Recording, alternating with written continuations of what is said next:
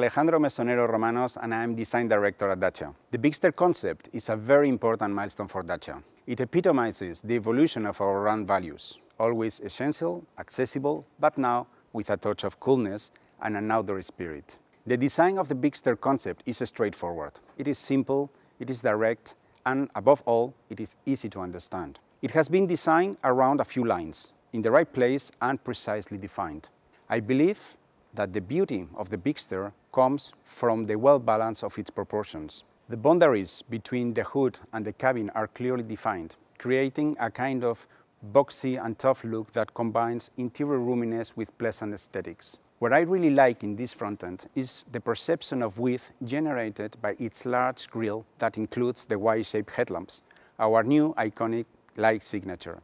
You know, with this car, we have broken a few rules. For example, you won't find any chrome or aluminum painted parts, not outside, not inside of the car. We have replaced them by recycled and unpainted materials with a specific and attractive look.